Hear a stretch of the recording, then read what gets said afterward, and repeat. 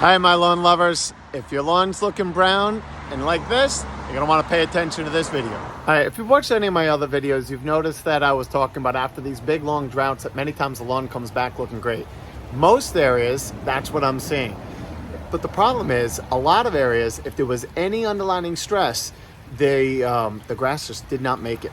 However, in areas like this, you can notice right underneath these tree lines, this section of grass has always been average, shaded. Even up top, it was all green and it handled it fine. But this strip in the front was always a very sandy soil. And it took 3-4 years to really get it to come back without any major top dressing with compost or doing anything extraneous to it. Just typical good fertilizer programs and fixing the lime. It was thickening up and going through. But this area I knew was a very sandy mix, and sure enough, after this extended drought, this area here is all dead. And this is what I'm experiencing all over the place. Ones actually did pretty well, and but I'm getting reports of the diseases or grubs marching across people's yards, and they're thinking that the dead grass is actually getting worse, and they're getting in panic because there could be big sections of their yard are starting to the dead is just spreading, and they think it's grubs marching from the neighbor's house to their yard. But it's really not the case. What's actually happening is 2 weeks ago, everything was brown. Now, over the course of the last 2 weeks, with all the rain we've been getting, the grass is greening up. It's giving the illusion that the dead is getting worse in most cases. I have had some reports of grubs. I have had some reports of diseases, but they're isolated. They're small pockets. But when I really pay attention to people's yards, it's not that, again, like I was saying, the green is coming up. Everything else is growing like mad. It's really loving this weather, and it's giving the illusion that the brown area is spreading, getting worse, and it's really not. But if you do have brown area, it's dead. In most cases, very rare, they're going to come back at all. So then the issue is, what do you do at this point? And so fall has classically always been the best time of year to overseed a lawn and renovate a lawn.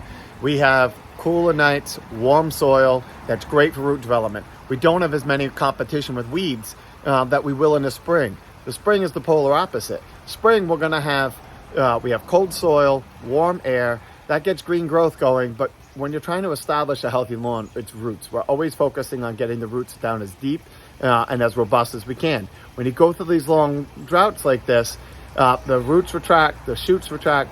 So that means, as far as damage from like grubs and other insects or diseases, the grass is very vulnerable. So maybe you were over a leaching field. Maybe there's a rock down 8 or 10 inches in specific spots.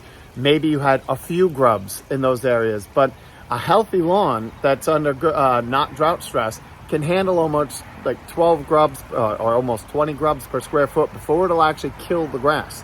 Usually I find that it's the critters come around, the skunks, the crows, eating the grubs well before the grubs will actually kill the grass.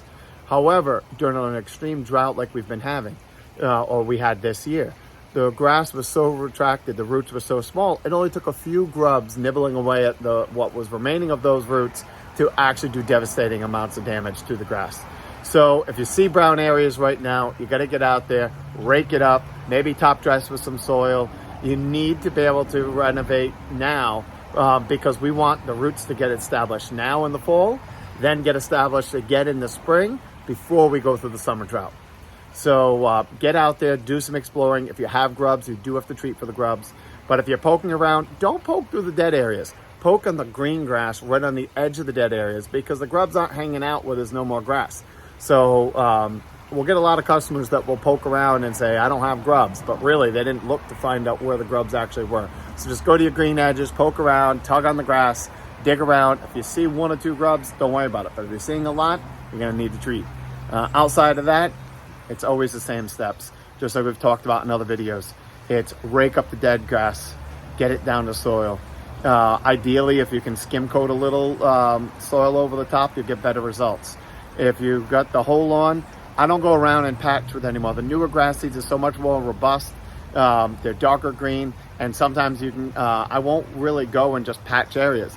We'll focus on those dead areas, but then we're gonna go through and overseed the whole yard, thatch the whole yard, plug the whole yard, and then overseed to get that seed right down into the soil.